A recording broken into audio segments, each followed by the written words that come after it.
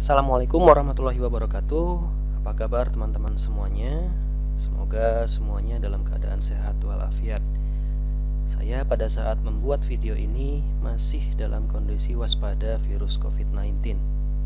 Semoga saat teman-teman menonton video ini, kondisi sudah kembali normal seperti biasanya. Oke, kuliah kali ini adalah kuliah terakhir sebelum UAS. Materi yang akan disampaikan adalah materi yang baru diberikan pada semester ini, yaitu mengenai pengolahan data penginderaan jauh berbasis cloud. Dan pada kuliah kali ini akan disampaikan mengenai Google Earth Engine.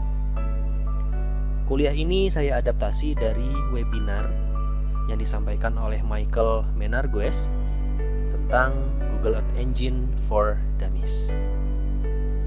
Apa saja konten yang akan saya berikan pada kuliah kali ini? Yang pertama, saya akan memberikan penjabaran singkat mengenai apa itu Google Earth Engine.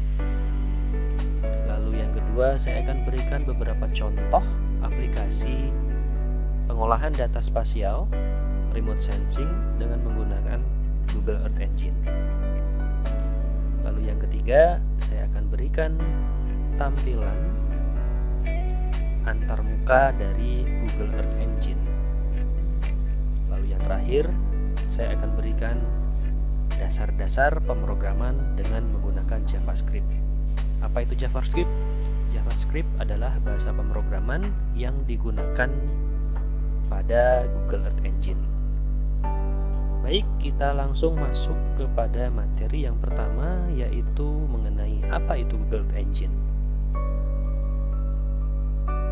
Google Earth Engine atau sering juga dikenal sebagai GEE adalah pemrograman atau komputasi berbasis cloud untuk mengolah data satelit, data citra satelit, dan data Earth observation yang lainnya. Google Earth Engine mengkombinasikan multi petabyte katalog dari data citra satelit dan juga data geospasial lainnya yang memungkinkan pengguna untuk memvisualisasikan, memanipulasi, mengedit, dan juga menciptakan atau membuat data spasial dengan cara yang mudah dan cepat. Apa latar belakang dari dikembangkannya Google Earth Engine ini? Seperti yang kita tahu, ada 40 lebih tahun data penginderaan jauh, ada sangat banyak sekali yang tersedia dari konstelasi satelit dan sensor. Namun, ada banyak fasilitas, tapi masih ada kekurangan kapasitas untuk mengunduh dan menganalisis data.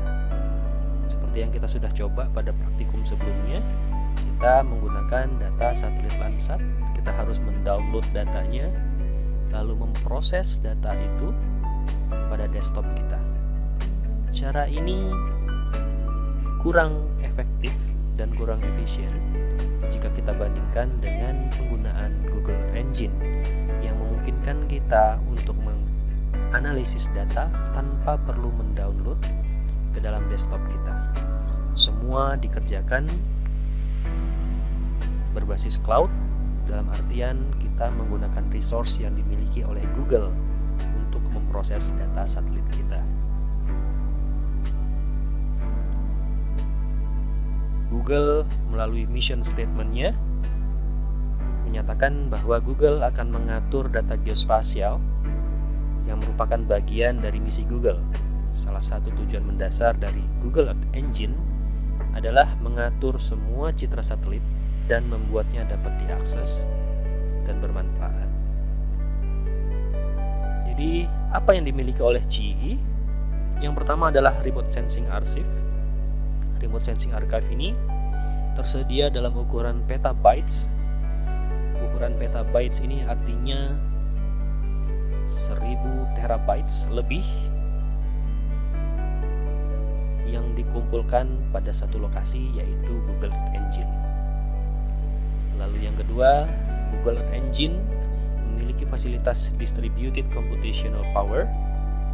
Google memiliki 1 juta CPU hours. GE juga memungkinkan untuk pemrograman berbasis server.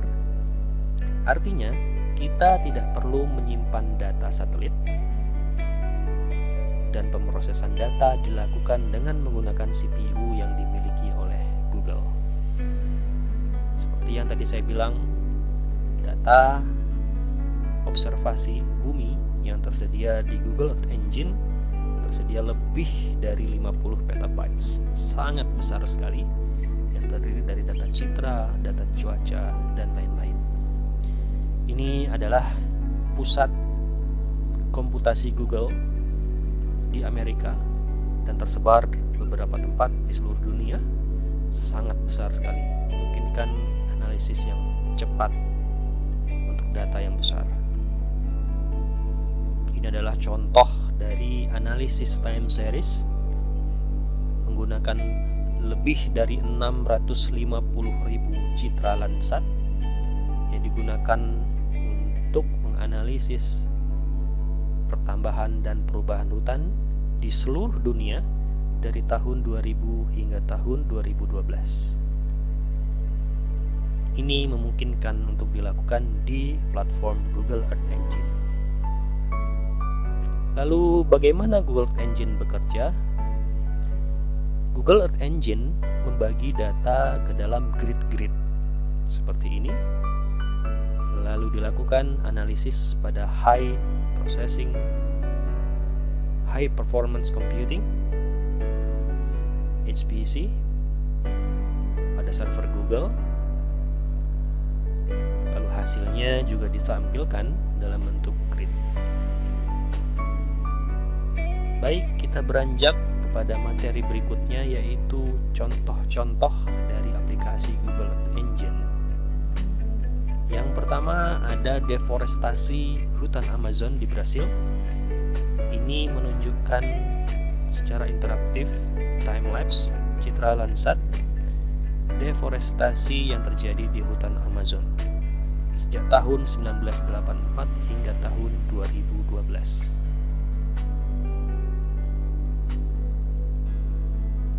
Selanjutnya ada pengeringan Laut Aral. Laut Aral adalah danau yang terletak di Asia Tengah. Danau ini diapit oleh Kazakhstan di utara dan Uzbekistan di selatan. Sebelumnya danau ini adalah salah satu danau terbesar di dunia dengan luas lebih dari 68.000 km persegi.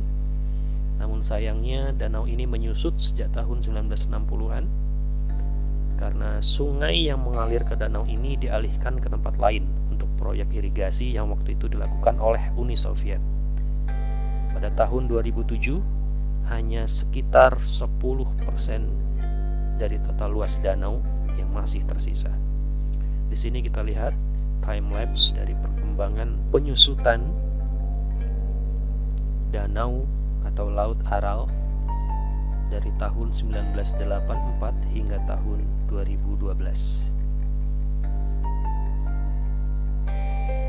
Contoh selanjutnya, perkembangan meandering sungai yang ada di Pucallpa, Peru.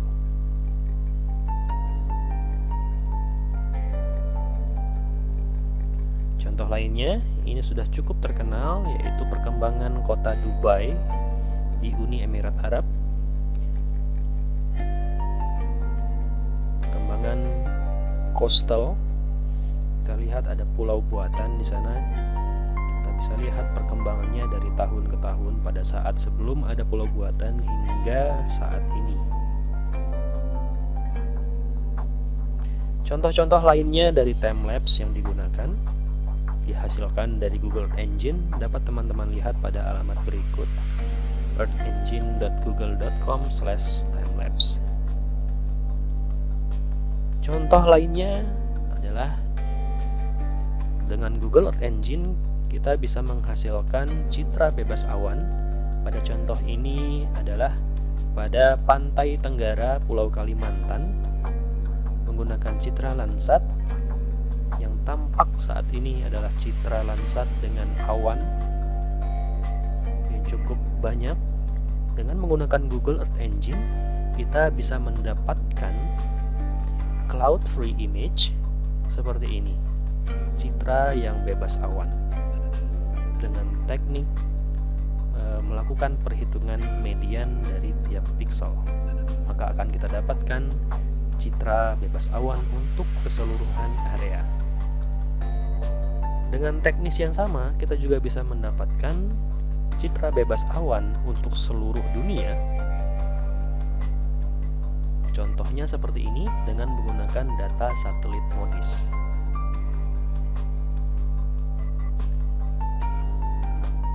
Kita beranjak ke materi berikutnya, yaitu antarmuka atau interface dari Google Earth Engine.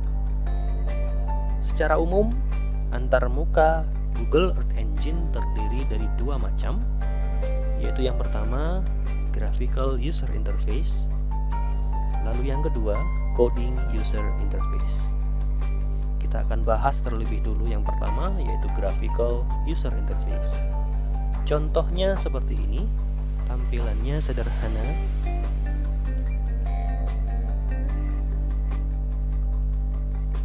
Tampilan seperti ini akan teman-teman dapatkan jika teman-teman mengakses alamat berikut: explorer.earthengine.google.com.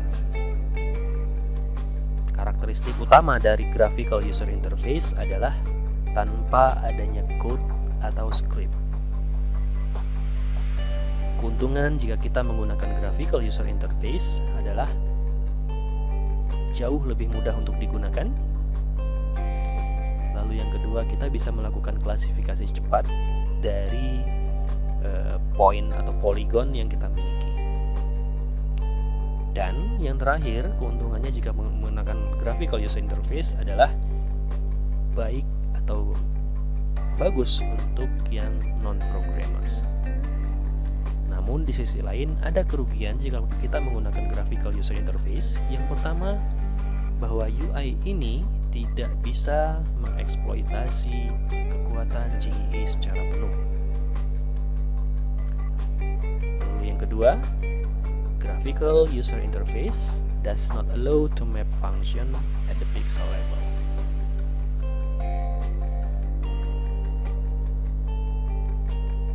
Lalu bagaimana dengan Coding User Interface? Bagaimana perbedaannya?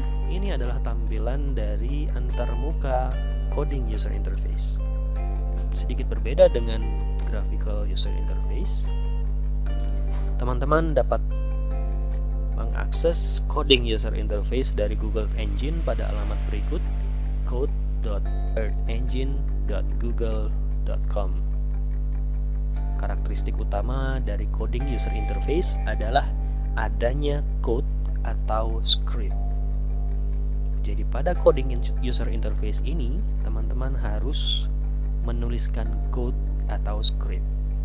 Jika pada Graphical User Interface sebelumnya, teman-teman tidak perlu menuliskan code, cukup drag and drop, klik, lalu teman-teman akan mendapatkan hasilnya. Pada Coding User Interface ini, teman-teman harus menuliskan code atau script. Semua analisis akan dilakukan berdasarkan code atau script yang ditulis. Keuntungan jika kita menggunakan Coding User Interface ini, yang pertama, kita akan mendapatkan kapabilitas dari Visual User Interface yang sebelumnya, dan juga kita juga bisa melakukan coding dalam bahasa Python atau JavaScript. Jadi dengan menggunakan Coding User Interface, kita juga bisa menggunakan fasilitas yang ada pada Graphical User Interface. Lalu yang kedua, dengan menggunakan Coding User Interface, kita bisa melakukan batch task atau tugas massal dan juga mendownload hasilnya setelah analisisnya dilakukan. Ini tidak bisa dilakukan pada Graphical User Interface. Namun di sisi lain, Coding User Interface memiliki kekurangan. Yang pertama, jika kita ingin menggunakan Coding User Interface ini, kita harus memiliki basic pengetahuan tentang pemrograman JavaScript atau Python. Lalu yang kedua, kita juga harus belajar bagaimana menggunakan objek GUI dan juga fungsi-fungsinya. Dan coding user interface ini adalah pemrograman berbasis server, artinya akan ada limitasi dari fungsionalitasnya. Ada beberapa bagian pada interface coding user interface ini. Yang pertama, kita akan temukan save script and documentation pada bilah kiri atas.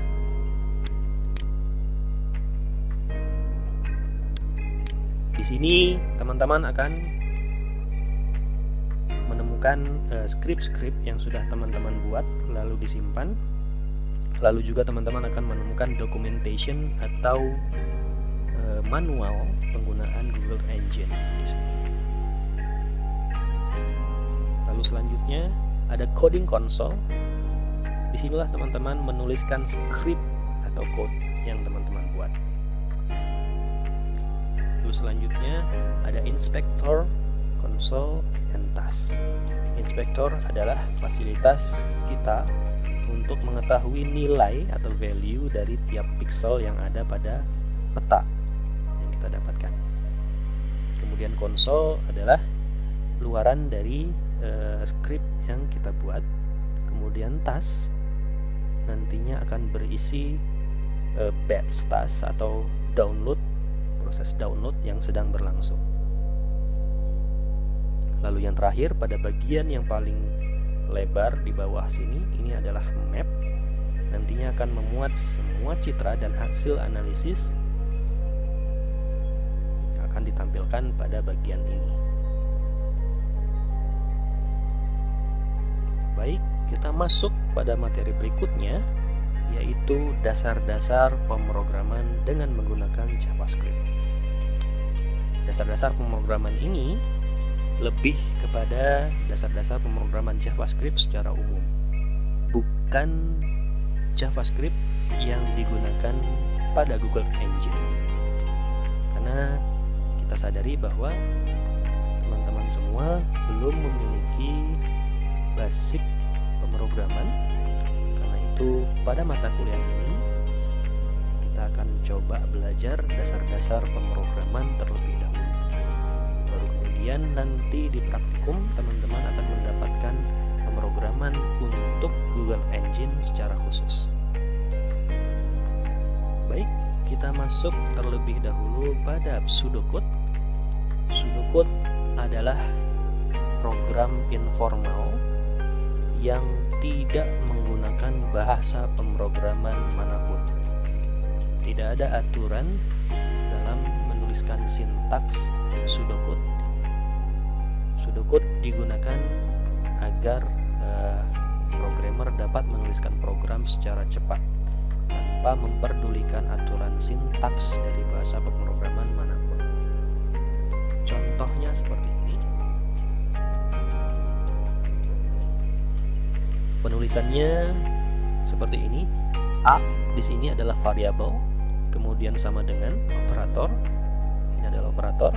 Lalu 1 adalah nilai dari variabel A.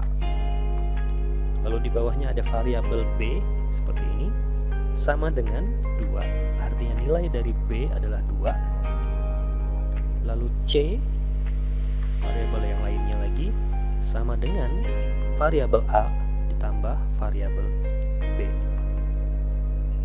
Lalu kemudian perintah berikutnya di baris berikutnya adalah print, artinya untuk mencetak. Mencetak apa? Yaitu mencetak nilai dari variabel C. Jika kita lihat pada urutan kode ini, apa yang akan dihasilkan dari kode ini?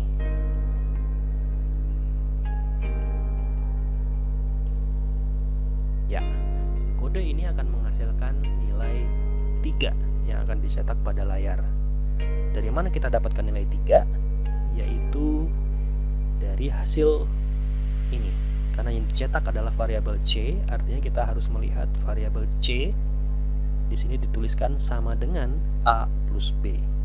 Sedangkan nilai A adalah 1, nilai B adalah 2. 1 ditambah 2, maka nilai C seharusnya adalah 3. dicetak pada layar print C, maka akan menghasilkan 3 seperti ini. Lalu berikutnya, jika skripnya saya buat seperti ini, apa yang dihasilkan dari skrip ini?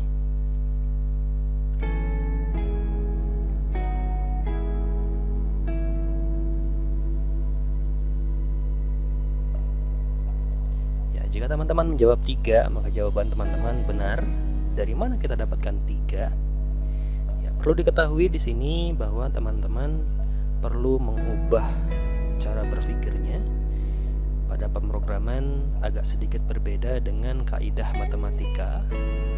Misalnya pada skrip ini A sama dengan 1, B sama dengan 2. Lalu di sini dituliskan kembali B sama dengan A plus B. Jadi jangan bingung, nilai B di sini ada 2. Yang pertama B sama dengan 2, lalu B sama dengan A plus B. Dan di sini juga jangan teman-teman bingung. Pada kaidah matematika seharusnya ini tidak mungkin terjadi, B sama dengan A plus B. Tapi pada pemrograman ini sudah sangat wajar terjadi. Jadi pada pemrograman logikanya adalah nilai dari sisi sebelah kiri sama dengan akan diisi oleh nilai pada sisi sebelah kanan dari tanda sama dengan. Misalnya seperti ini.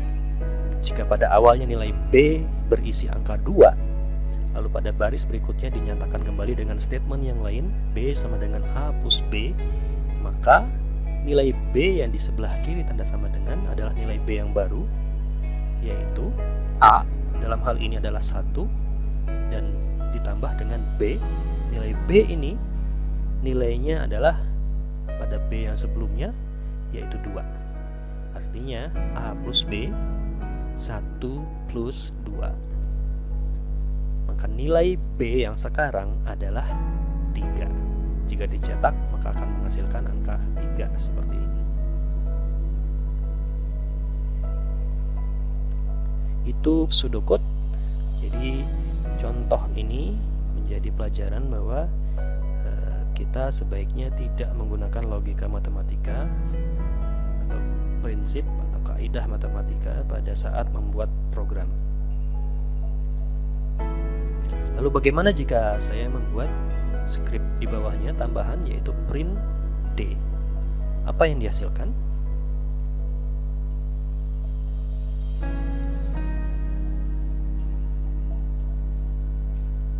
Seharusnya jawabannya adalah 0.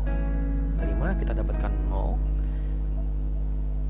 Karena D di sini tidak didefinisikan pada baris sebelumnya. Belum pernah didefinisikan sama sekali. Artinya nilai dari D secara default adalah 0. Seperti itu. Baik, kita segera masuk pada JavaScript. Kali ini bukan pseudocode, tapi ini benar-benar pemrograman dengan menggunakan JavaScript. Ada 7 hal yang akan kita pelajari pada pemrograman berbasis JavaScript. Yang pertama, pengenalan terlebih dahulu. Lalu yang kedua, mengenai variabel, bagaimana kita membuat variabel, bagaimana kita mendefinisikannya, bagaimana kita mendefinisikan jenis-jenis dari variabelnya, tipenya, dan lain sebagainya. Lalu yang ketiga, kita akan mengerjakan perhitungan sederhana dengan menggunakan JavaScript. Lalu yang keempat, ada Boolean operation, Boolean true or false, dan lain sebagainya, perbandingan. Lalu yang kelima adalah conditional.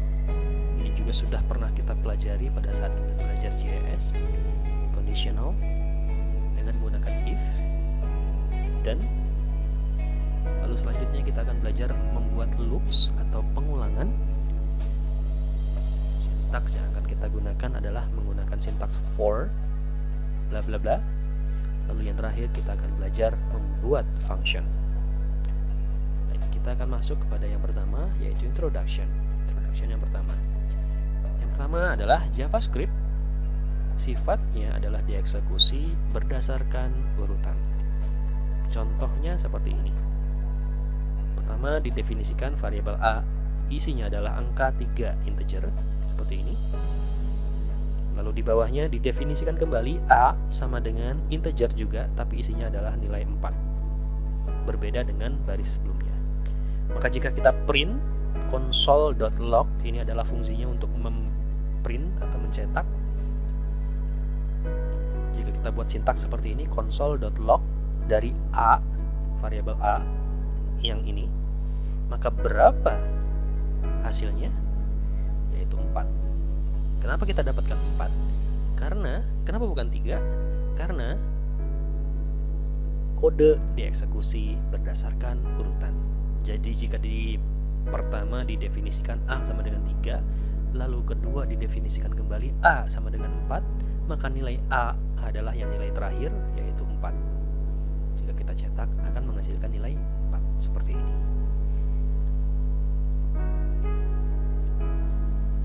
Lalu yang kedua, sifat dari pemrograman JavaScript adalah case sensitive.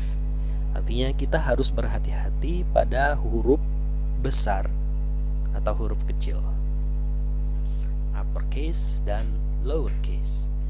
Contohnya seperti ini.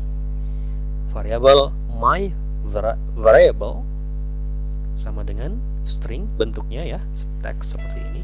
I am a string seperti ini.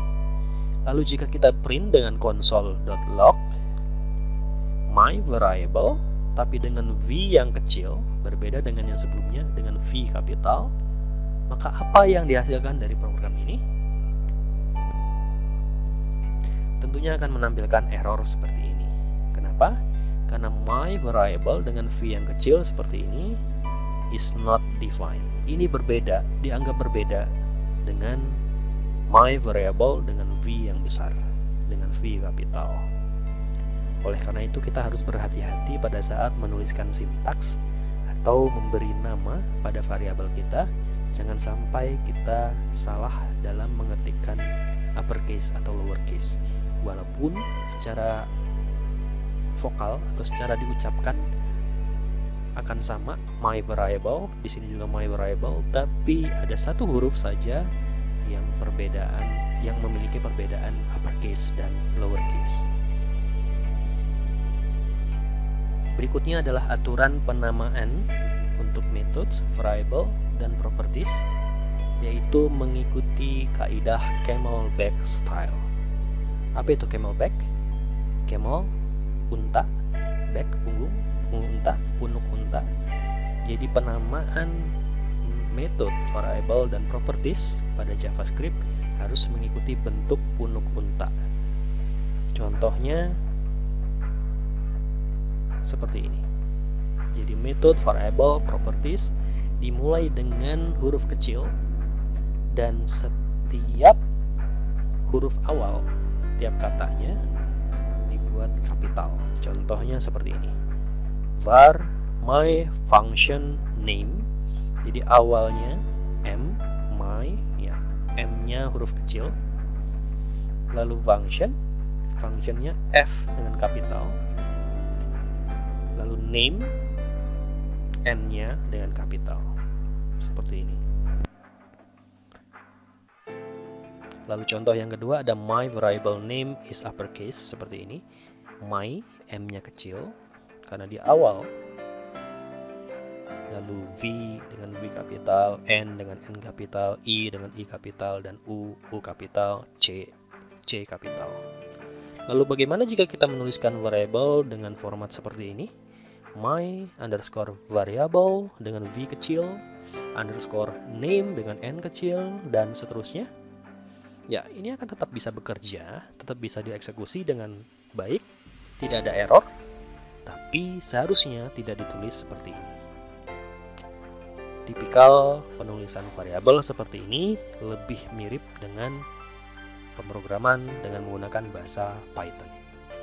Sedangkan kita dengan Google Earth Engine lebih banyak menggunakan JavaScript. Oleh karena itu, penulisan function, variabel, dan properties sebaiknya menggunakan kaidah yang sama yang sudah ditetapkan, yaitu camelback style. Lalu berikutnya tentang white space atau space kosong. Space kosong akan di-ignore atau diabaikan pada penamaan variabel seperti ini. Walaupun ada space panjang sebelum nama variabel, ini akan diabaikan. Ini akan diabaikan, tapi jika space itu ada di dalam konten dari variabel, nilai dari variabel seperti ini, var test, isinya adalah kutip 2 space, 3 space seperti ini. Will I print 3 spaces? Seperti ini. Lalu jika kita print variabel test ini, apa yang akan dihasilkan? Ya, dia akan menghasilkan seperti ini. Jadi space-nya tetap tidak akan di-ignore atau diabaikan. Tetap akan ditulis. Karena space juga dihitung sebagai karakter.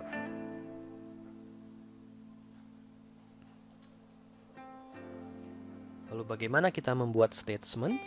Statements pada JavaScript diakhiri dengan semikolon atau titik koma, atau juga dengan menggunakan line break. Misalnya seperti ini. Var 1 equals to 1, 2 equals to 2, 3 equals to 3, lalu semikolon. Ini satu statement. Ini satu statement. Lalu di bawahnya ada 1 equals to 1, 2 equals to 2, semikolon. Maka dua baris ini akan dianggap sebagai satu statement. Lalu di bawahnya ada line break seperti ini. Artinya statement yang ini terpisah dengan statement berikutnya, dipisahkan dengan line break. Statement berikutnya ada 3 equals to 3. Ya, ini beda statement. Lalu kita harus berhati-hati, statement akan dilanjutkan jika tidak ada semikolon, dan baris berikutnya akan dikompil sebagai bagian dari baris sebelumnya. Contohnya seperti ini, var multiline string. Ini isinya line 1, kemudian di baris berikutnya ada tanda plus, lalu line 2, di baris berikutnya ada plus, line 3. Jika kita print multiline string, isinya adalah semua baris ini. Apa yang akan dihasilkan? Seperti ini. Jadi adalah gabungan dari 3 baris ini. Line 1, line 2, line 3. Lalu bagaimana kita mendefinisikan dan mengassign variabel? Sintaksnya adalah seperti ini. Kita harus menuliskan var, lalu nama variabelnya, lalu value-nya, koma, variabel selanjutnya, dan value dari variabel selanjutnya. Ya, kurung siku ini adalah opsional. Contohnya seperti ini. Var string variable sama dengan I can have any text. Ya, ini bentuknya string seperti ini. Lalu ada definisi dari variabel berikutnya, var integer variable, other variable, integer variable equals to 2.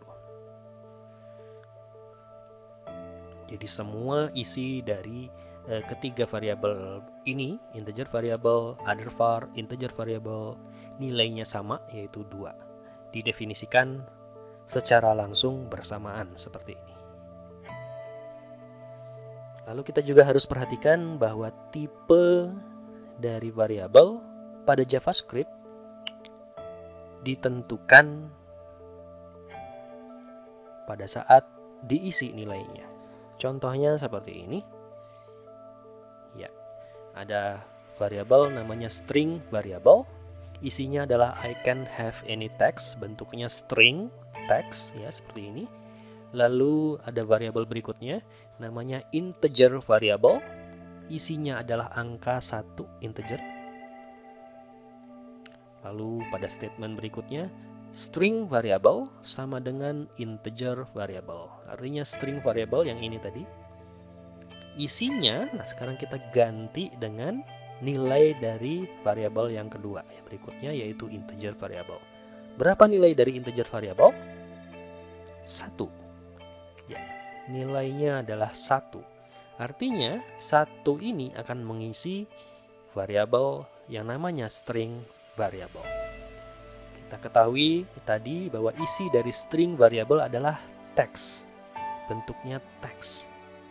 Tapi kemudian diisi dengan nilai dari integer variabel. Isinya adalah 1, yaitu angka, berupa angka. Nah, jika kita print string variabel, apa yang akan kita dapatkan? Ya, tentu saja yang kita dapatkan adalah 1. Bentuknya sekarang integer. Jadi, bentuk dari variabel akan berubah sesuai dengan isinya. Ada beberapa macam tipe dari variabel. Setidaknya ada 5. Yang pertama boolean, lalu string, number, array, dan object. Boolean contohnya seperti ini. Boolean itu terdiri dari 2 nilai, true and false, atau 0 dan 1. Lalu string variable, bentuknya teks seperti ini. Teks selain bisa isinya dalam bentuk alfabet seperti ini, teks juga bisa mengandung angka, karena angka juga termasuk dalam string. Kemudian ada numeric variable, isinya adalah angka seperti ini, angka yang bisa dihitung. Lalu ada array. Array ini ibaratnya adalah hotel. Kemudian di dalam hotel itu ada kamar-kamar, dan di tiap kamar ada nomornya. Jadi kita bisa memanggil penghuni dari hotel itu yang menghuni kamar tertentu. Misalnya hotel A, kita panggil penghuni kamar 20, maka hanya kamar 20 yang kita temukan. Seperti itu. Dan array juga bisa berisi lebih dari satu tipe data. Misalnya di sini ada string, lalu juga bisa berisi angka numerik atau number. Lalu selanjutnya ada objek seperti ini, karena JavaScript juga mendukung bahasa pemrograman berbasis objek atau Object Oriented Programming (OOP). Jadi kita bisa membuat objek, lalu kita bisa mendefinisikan properties dari objek itu. Misalnya X di sini, X ini punya nama, lalu punya last name. Nah, kita bisa definisikan seperti ini. Kita masuk pada contoh yang pertama, yaitu untuk string. Nah, di sini bentuknya adalah string variable. Nah, kita bisa mencetak banyak hal dengan menggunakan string ini. Yang pertama misalnya console log string variable dot length. Ini akan mencetak panjang dari karakter variabel string ini, string variable. Jika kita hitung, ini akan terdiri dari 20 karakter. Maka jika kita cetak seperti ini, console log string variable dot length, ini akan mencetak jumlah karakter tadi, yaitu 20. Yang kita dapatkan adalah angka 20. Lalu kita juga bisa menggabungkan dua string yang berbeda. Contohnya seperti ini, string variable sama dengan string variable yang sebelumnya, ya. Ditambah, ini untuk menggabungkan, ya. Ditambah kutip 2 space. Ya, ini ada space seperti yang tadi saya bilang. Pada konten, space akan diperhitungkan, tidak akan di-ignore. String variable ditambah kutip 2 space, I am appending this. Nah, dia akan menggabungkan dua string seperti ini. Nah, jika kita print console log string variable yang ini, maka akan menghasilkan seperti ini. I can have any text. I am appending this. Seperti itu. Lalu bagaimana dengan contoh numerical seperti ini? Numerical adalah perhitungan tipe data berbasis angka, dan kita juga bisa menggunakan operator-operator seperti ini. Ada assignment operator sama dengan, kemudian plus sama dengan, minus sama dengan, star sama dengan, divide sama dengan, modulo sama dengan. Lalu aja basic operator seperti ini, operator dasar plus, minus, slash, atau divide, lalu star, atau times. Mungkin yang ada teman-teman ada yang bertanya mengenai assignment operator. Apa yang dimaksud dengan assignment operator? Mungkin ini adalah hal baru bagi teman-teman. Akan saya coba jelaskan. Ya, assignment operator.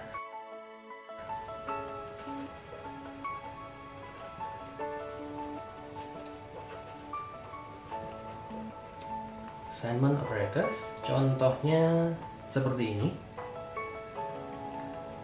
Jika saya punya perhitungan misalnya A sama dengan A plus B, maka dengan menggunakan assignment operator kita bisa mengubahnya menjadi lebih sederhana seperti ini.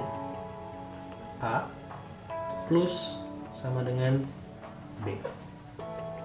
Ini nilainya akan sama. Atau contoh lainnya, jika saya punya contoh A sama dengan A times B, ini bisa kita tuliskan juga seperti ini, A asterisk atau star sama dengan B. Ini nilainya akan sama. Lalu bagaimana dengan contoh yang lainnya? Mungkin hal baru lagi yang teman-teman temukan di sini adalah penggunaan modulo. Apa itu modulo? Modulo adalah sisa hasil bagi. Contohnya 5 modulo 2. Jadi modulo menggunakan sintaks persen seperti ini. Ya. Ini kita baca 5 modulo 2. Berapa hasilnya? Jadi cara menghitungnya adalah 5 kita bagi dengan 2. Berapa hasilnya? Yaitu 2 sekian sekian sekian. Ya, komanya ini, sisanya ini tidak perlu kita buat. Jadi yang kita buat hanya, yang kita perhitungkan hanya ini. Ya, 5 dibagi 2 sama dengan 2. Berapa sisanya?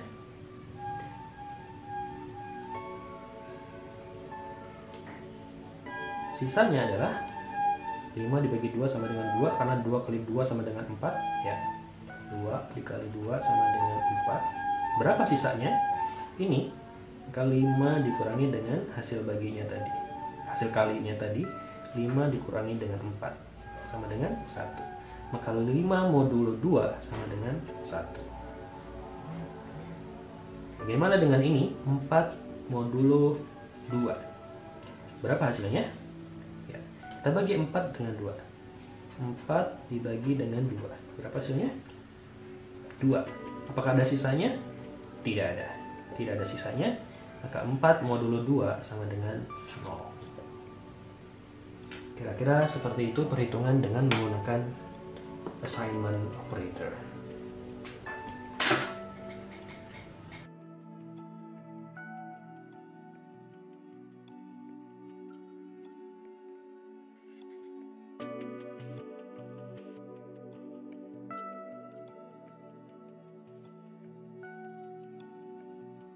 Ya, itu dia contoh penggunaan assignment operator.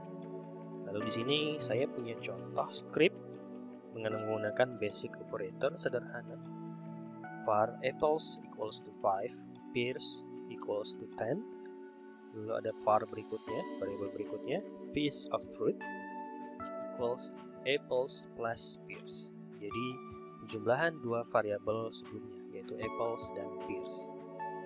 Lalu jika kita print console.log piece of fruit, berapa yang akan dihasilkan? Apa yang akan dihasilkan oleh sistem? Yaitu 15. Nah, dimana kita dapatkan 15? Yaitu hasil penjumlahan 5 dan 10. Isi dari variabel apples dan pears.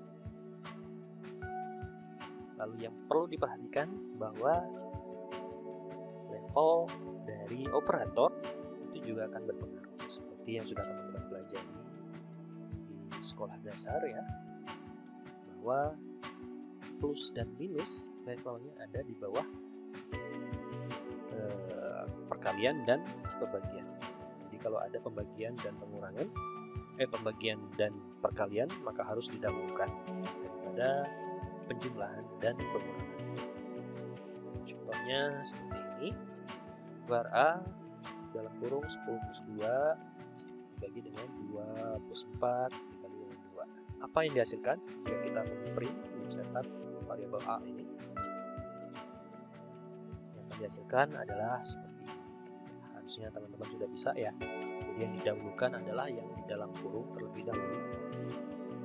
Jika ada yang di dalam kurung, baru kemudian pembagian dan perkalian. Lalu yang terakhir adalah penjumlahan dan pengurangan.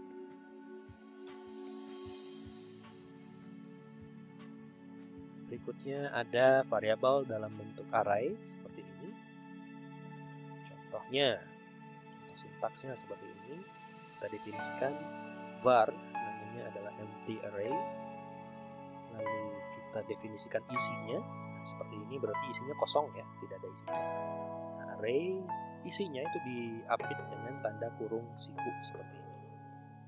Nah, contohnya seperti baris berikutnya, var my array sama dengan kurung siku 1,4,9. Artinya isi dari array ini adalah 1, 4, dan 9.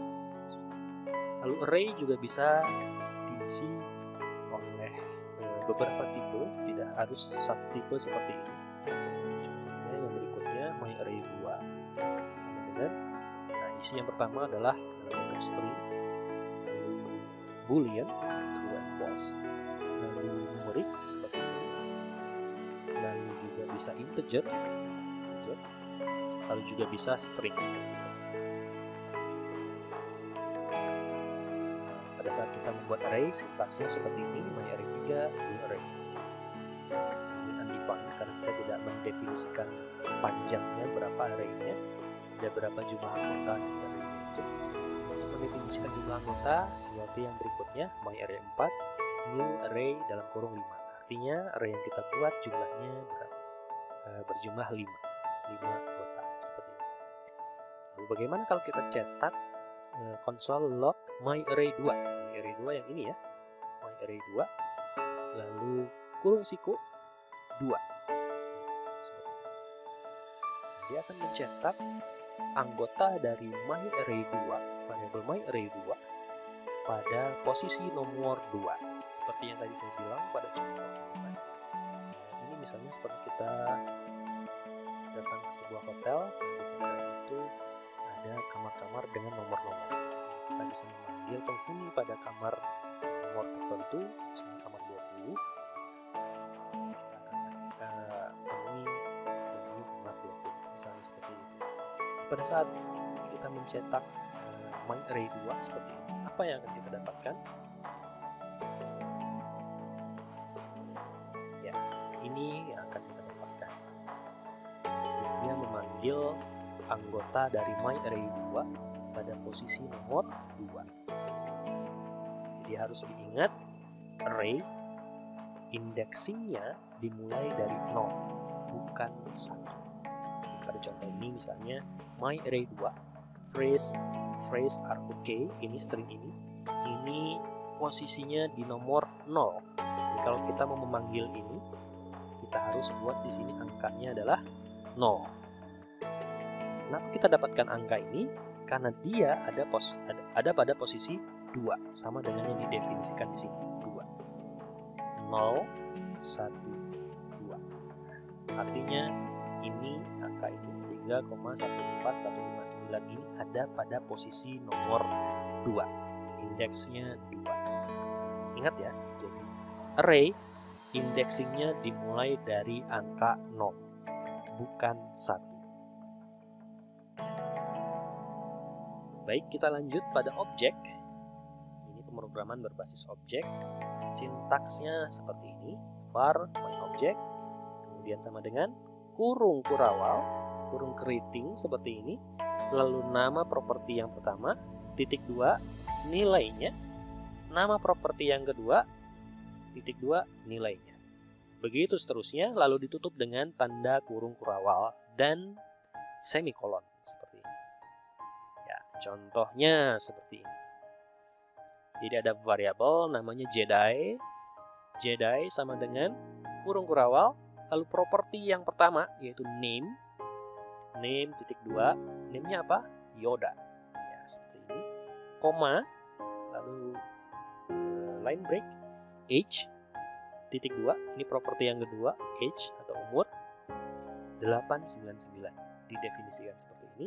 Koma. Lalu properti selanjutnya yaitu is-cool. Nah, ini boolean tipenya. Titik 2. True.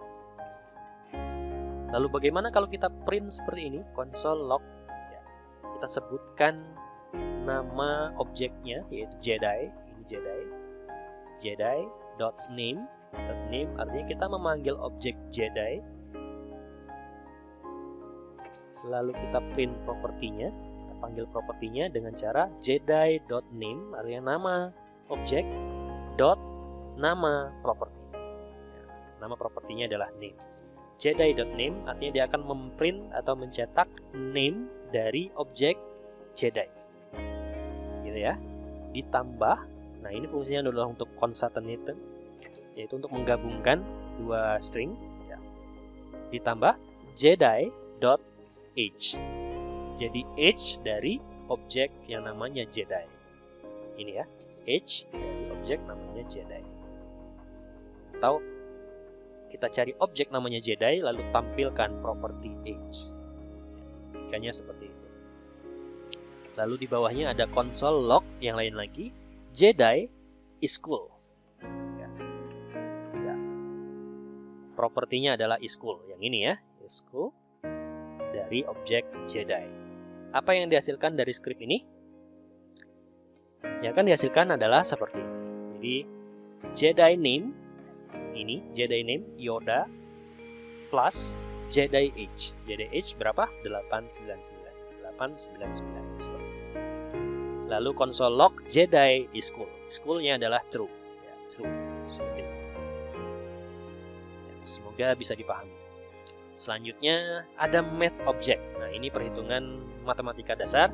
Nah, yang pertama kita bisa membuat nilai atau angka random dengan menggunakan sintaks seperti ini, math.random, nanti akan menghasilkan angka random.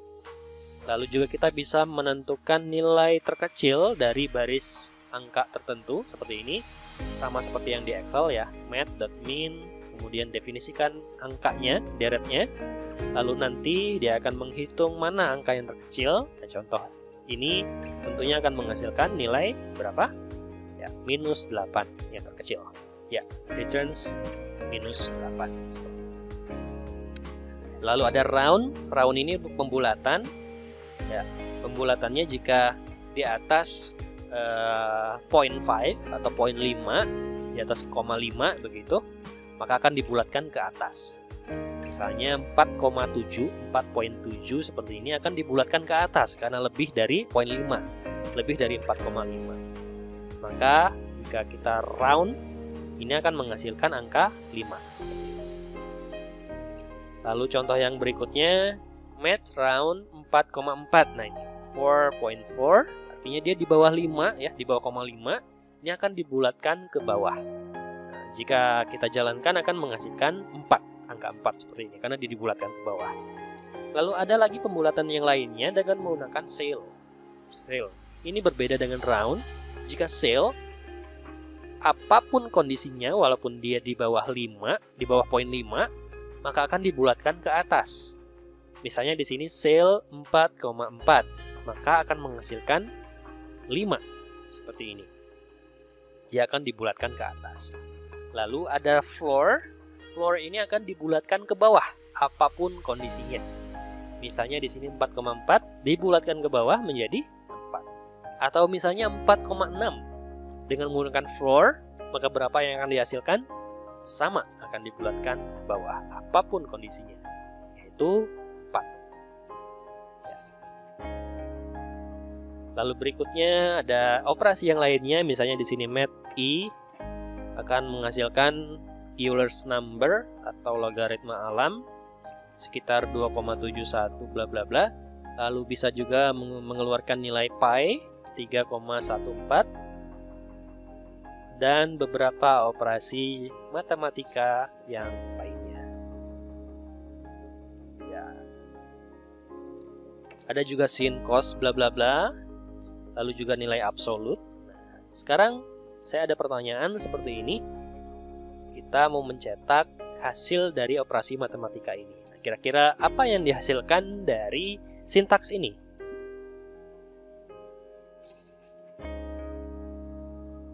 Ya, silakan dihitung. Kira-kira apa yang dihasilkan oleh sintaks ini?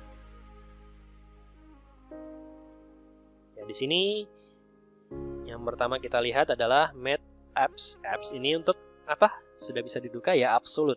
Jadi menampilkan nilai absolut dari suatu bilangan. Kemudian math for minus 4,5 ya, di sini. Ini akan dibulatkan ke atas, berarti menjadi berapa? Minus 5. Begitu ya. Math for minus 5 dibuatkan ke atas, berarti ini akan menghasilkan minus 5. Lalu diabsolutkan, artinya minus 5 tadi diabsolutkan menjadi 5. Maka berapa yang akan dihasilkan? Ya, betul. Jawabannya adalah 5. Ya. Baik, kita lanjut ke Boolean operator. Ini mungkin teman-teman sudah pelajari pada saat teman-teman belajar GIS, yaitu di analisis spasial dengan menggunakan select by attribute. Semoga teman-teman ingat ya. Jadi ada not, or, and, equal value, different value di sini, smaller than, greater or equal than, dan lain sebagainya. Ya, contoh skripnya adalah seperti ini. Kira-kira apa yang dihasilkan dari skrip ini? Ya, kita lihat dari baris yang pertama, var A sama dengan 5, kemudian var B sama dengan string. Nah, ini tadi saya bilang ya, string itu bukan hanya dalam bentuk alfabet, tapi juga bisa numerik seperti ini. Karena numerik juga dalam bentuk string. Itu ya. Tapi kalau kalau dalam bentuk number seperti ini tidak bisa memuat teks. Tidak bisa sebaliknya. Jadi A sama dengan 5 dalam bentuk integer, numerik. Kemudian B sama dengan 5 juga, tapi tipenya berbeda, yaitu dalam bentuk string. Nah, jika kita print console log A sama dengan B, nah ini 2 sama dengan ini artinya sama dengan ini ya. Equal value, artinya nilainya sama. Begitu. Jika kita lihat di sini A equal value B, benar nggak? A equal value B, apakah benar? Ya, simpan dulu jawabannya. Kemudian selanjutnya adalah console log A triple equal, seperti ini ya. Jadi sama dengannya ada 3, sama dengannya ada 3 itu artinya equal value and type. Jadi bukan hanya nilainya yang sama, tapi juga tipenya sama. Bukan hanya nilainya sama, tapi tipenya sama. Nah, ini bisa kita tebak juga hasilnya akan menghasilkan apa. Selanjutnya ada console log A different value ya, different value B. Not equal berarti ya, different value B. Jadi nilainya tidak sama. Apakah A nilainya tidak sama dengan B? Ya, silakan disimpan dulu jawabannya. Console, lalu berikutnya console log A. Ini exclamation mark, lalu double equal ya, B. Lalu ini tanda ini artinya tanda or ya, or.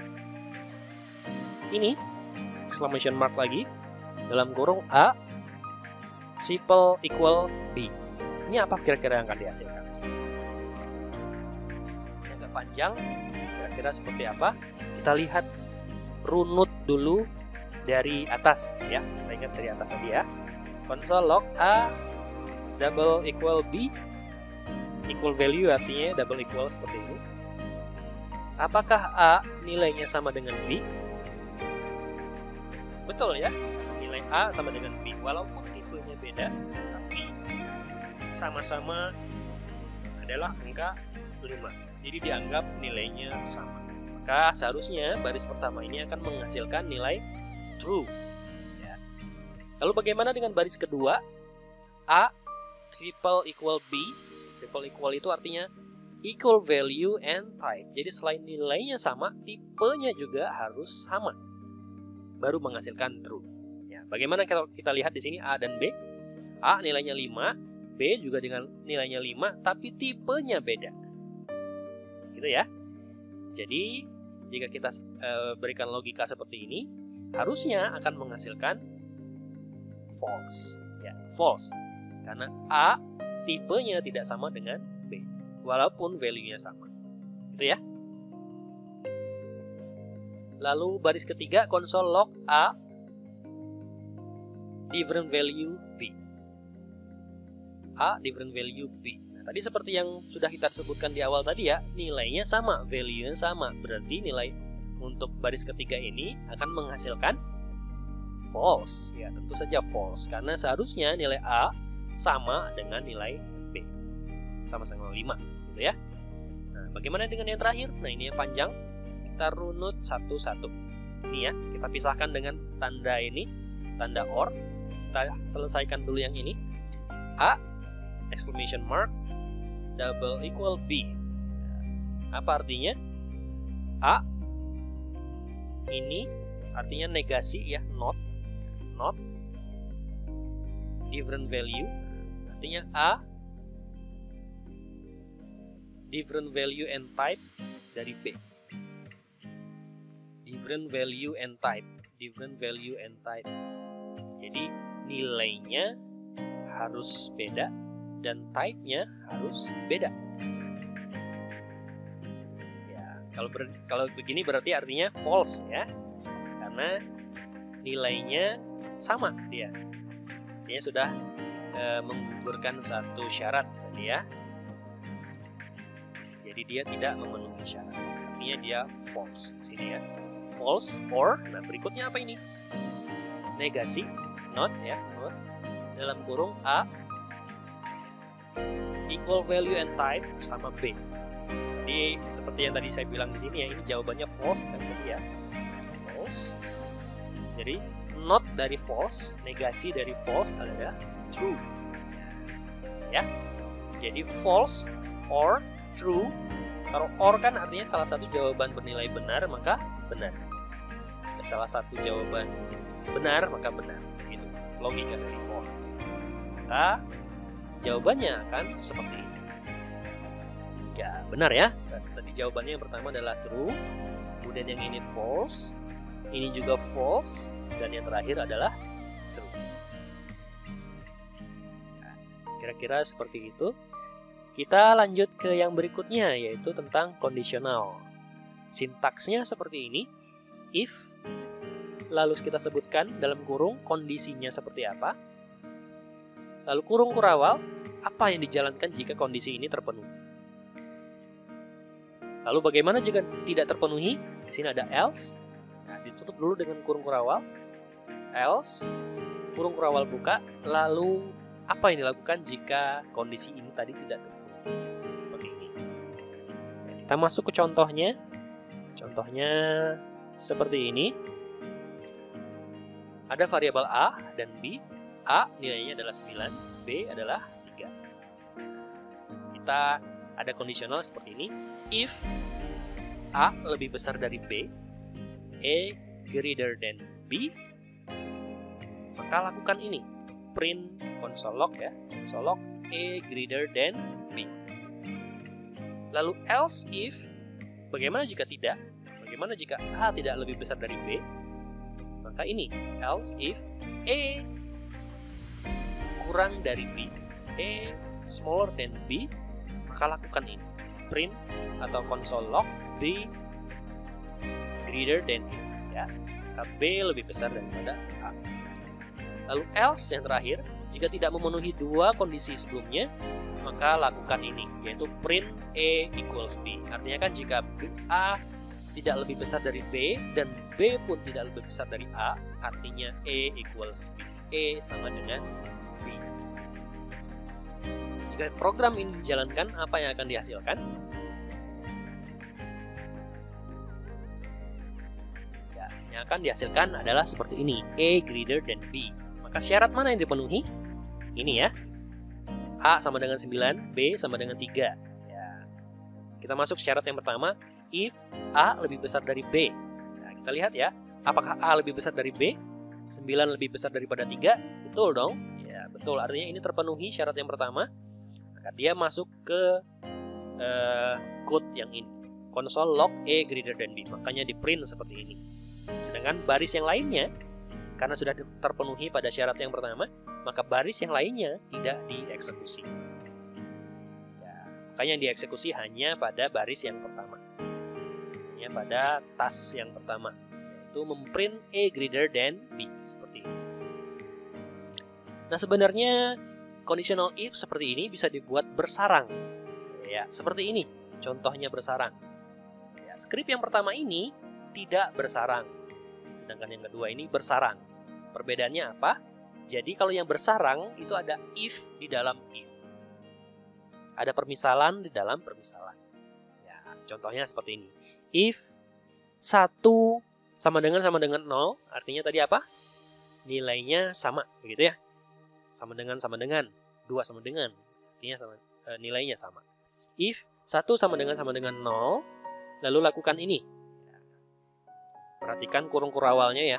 Ini, tutupnya ini. Ini buka, ini tutup. If 1 sama dengan 0, kurung kurawal, ini yang pertama dilakukan. If, nah ini di dalamnya. Jadi if di dalam if. Jadi ada if ini di dalam if ini. Ini kita sebut sebagai if yang bersarang atau nested if. Istilahnya seperti itu. Ini contohnya seperti ini. If yang di dalamnya ya. If 2 equals, double equals ya 2, maka lakukan ini. Jika tidak, else ya, maka lakukan ini. Console log 1, console log 2. Seperti itu. Kira-kira menurut teman-teman apa yang dihasilkan dari baris kode ini jika dijalankan? Apa kira-kira yang akan keluar?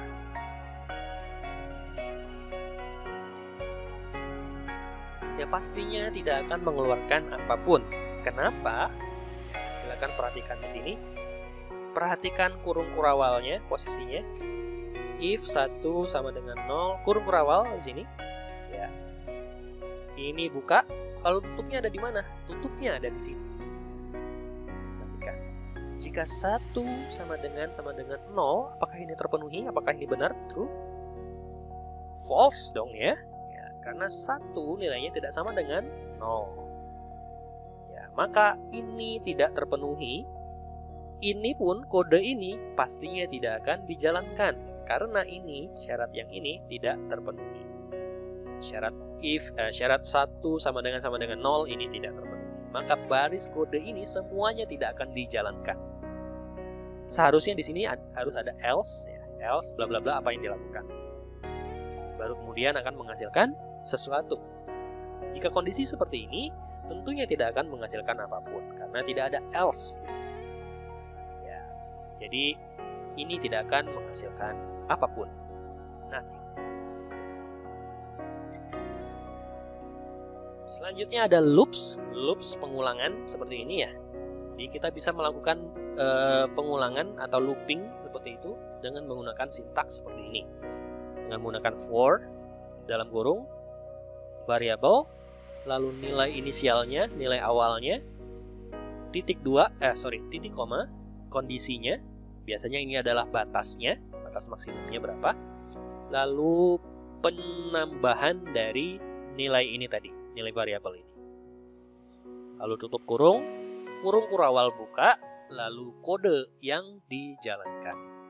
Ditutup dengan kurung kurawal tutup seperti ini. Ya, contohnya seperti ini. For variabel, ini contohnya ya, for dalam kurung variabel i sama dengan 0. I ini adalah variabel, kemudian sama dengan 0. Nah, 0 ini adalah initial value. Jadi nilai awalnya si i ini adalah 0.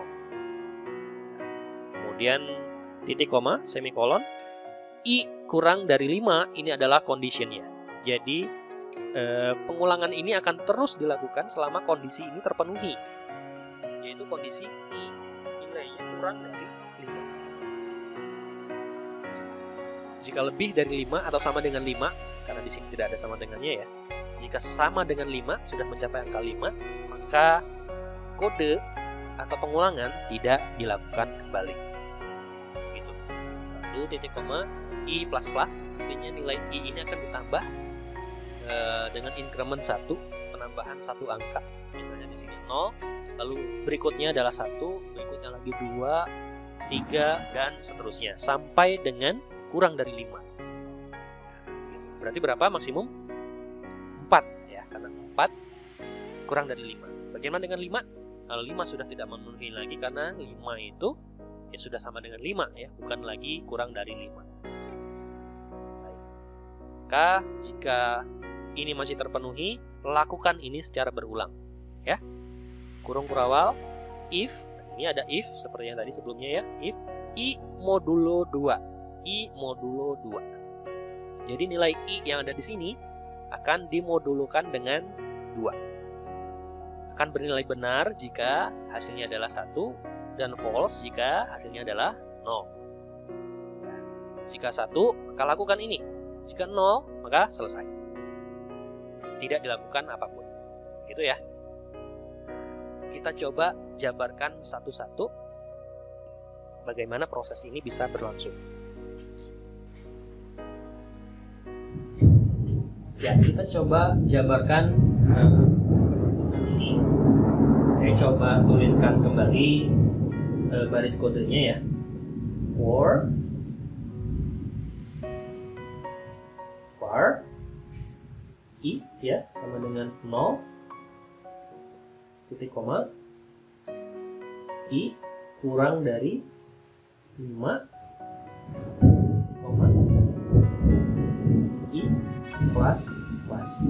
Ini ya, dalam kurung kurawal buka, lalu masukkan baris kodenya yaitu if i modulo 2 ini, lalu kurung kurawal buka, lakukan ini console log dari i, kurung kurawal tutup, lalu kita tutup juga kurung kurawal ini dengan kurung kurawal tutup yang lainnya. Sini ya, seperti ini intinya. Ya, kita lihat dari i sama dengan 0 terlebih dahulu ya. Kita buat di sini misalnya ya, i sama dengan 0 ya, i sama dengan 0 masuk sini, masuk sini. Apakah sekarang i sama dengan 0? Kita lihat ya, 0 modulo 2. Kita masuk ke baris ini, i sama dengan 0 sekarang ya, nilainya 0 modulo 2. 0 modulo 2. Berapa 0 modulo 2? Yaitu 0. Tadi seperti dibilang ya, true kalau nilainya 1. False kalau nilainya 0. Ya. Sekarang nilainya 0 modulo 2 adalah 0. Maka false. Ya kan? Dia false, maka baris kode ini tidak dijalankan, langsung selesai. Maka tidak menghasilkan apapun pada saat kondisi i sama dengan 0. Oke, selanjutnya i ditambah lagi nih nilainya, ditambah 1 menjadi i sama dengan 1. Nilainya 1 sekarang. Lalu 1 modulo 2. Berapa hasilnya?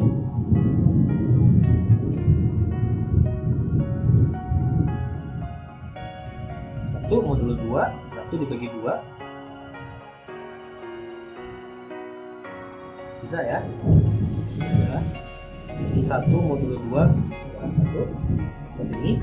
Artinya, kalau 1 nilainya adalah true, maka kode ini dijalankan. Console log i, di print i. Akan dihasilkan di layar adalah angka itu ya. Lalu nilai i bertambah lagi, i sama dengan 2. 2 modulo 2 sama dengan 2 modulo 2 sama dengan 0. Ya. 0 berarti false. Ini tidak dijalankan lagi, tidak di print. Berikutnya I bertambah lagi, I sekarang sama dengan 3. 3 modulo 2 berapa? 1 ya. Hasil baginya adalah 1. Berarti 1 true, ini dijalankan kembali. Print lagi nilai I sekarang adalah 3. Ya. Gitu ya. Lalu selanjutnya nilai I sekarang sama dengan ditambah 1, 3 ditambah 1 sama dengan 4. 4 modulo 2 sama dengan 0. Karena 4 dibagi 2 tidak menghasilkan sisa apapun, gitu ya, habis dibagi. Maka 4 modulo 2 sama dengan 0. Berarti dia false. Ini tidak dijalankan lagi. Gitu. Tidak dijalankan lagi. Maka tidak di print apapun. Lalu I ditambah lagi. Sekarang I nilainya adalah 5. Nilai I adalah 5. Apakah memenuhi syarat ini? Tidak. Karena nilai I sekarang sama dengan 5. Tidak lagi memenuhi syarat ini. Syarat I kurang dari 5. Maka seharusnya pengulangannya sudah selesai. Maka yang di print di layar hanya nilai ini saja. Ya, tadi sudah saya jabarkan perhitungannya. Maka yang akan kita dapatkan pada layar seharusnya adalah 1 dan 3. Seperti perhitungan yang sudah kita lakukan. Baik, selanjutnya yang terakhir adalah function. Bagaimana kita membuat function? Jadi function ini adalah fungsinya untuk mendefinisikan pekerjaan, seperti itu sederhananya. Dan pekerjaan ini bisa kita lakukan secara berulang. Daripada kita membuat baris kode secara berulang terus-menerus, lebih baik kita definisikan sekali. Lalu pekerjaan ini kita beri nama, dan pada berikutnya kita hanya cukup memanggil namanya saja. Contohnya seperti ini. Jadi kita buat function, kita ketikkan function, kemudian nama fungsinya, nama functionnya, lalu parameternya bebas, bisa berapa saja. Lalu baris kodenya apa? Seperti itu. Contohnya seperti ini. Function sayMessage, namanya adalah sayMessage. Lalu message-nya, nah ini parameternya. Lalu kode yang dijalankan pada function ini adalah alert message. Jadi menampilkan alert, isinya adalah message, yang ini, message. Lalu bagaimana kita memanggil fungsi ini? Caranya adalah panggil saja namanya. Namanya adalah sayMessage. Di sini sayMessage. sayMessage, kemudian dalam kurung message yang mau kita tampilkan. This function is cool. Misalnya seperti itu. Maka dia akan menjalankan fungsi dengan nama sayMessage. Ini ya, fungsi sayMessage. Kemudian message yang disampaikan adalah ini. This function is cool. Seperti itu. Kita jalankan, maka apa yang akan kita dapatkan? Kita akan dapatkan alert seperti ini. Jadi dia akan menampilkan alert. Isinya adalah pesan yang disampaikan di sini. Kita tuliskan di sini.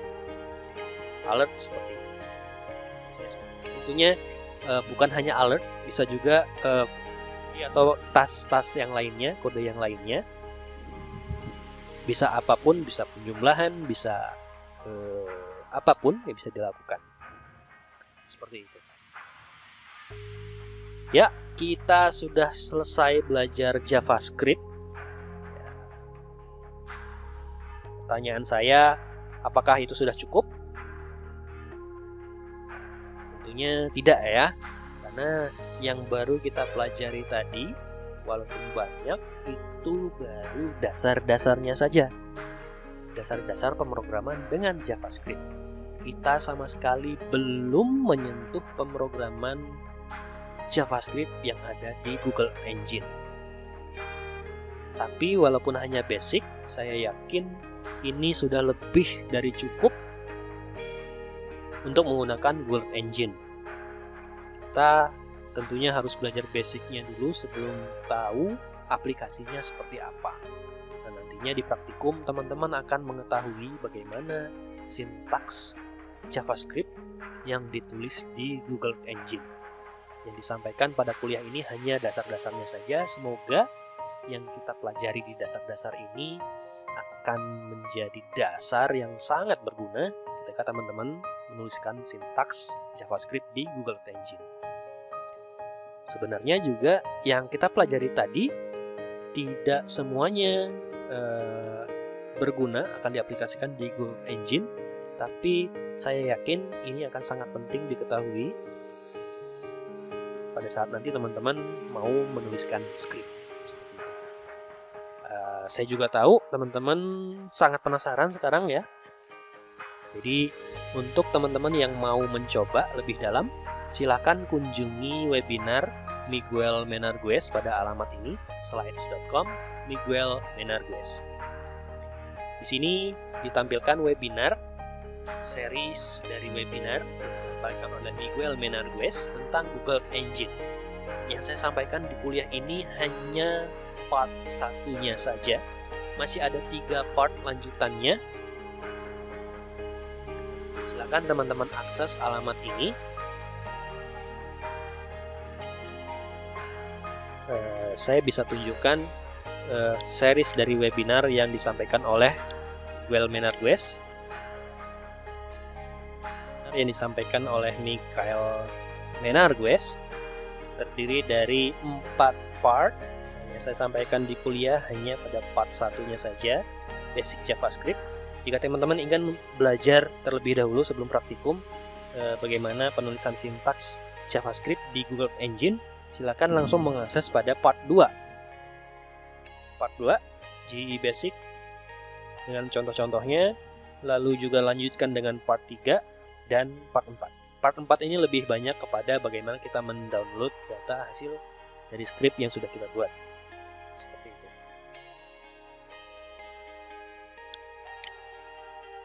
Ya, kira-kira seperti itu. Untuk teman-teman yang ingin belajar lebih jauh tentang JavaScript, dapat pula mengunjungi alamat ini di w3schools.com/js. Sini ada full dokumentasi dari JavaScript. JavaScript ini banyak digunakan pada pemrograman berbasis web untuk user interface di front end maupun juga di back end. Kira-kira seperti itu. Jika teman-teman ada yang ingin ditanyakan, silahkan tanyakan pada kolom komentar pada LMS. Atau juga teman-teman juga bisa meninggalkan komentar pada video di YouTube. Terima kasih atas perhatian teman-teman. Assalamualaikum warahmatullahi wabarakatuh.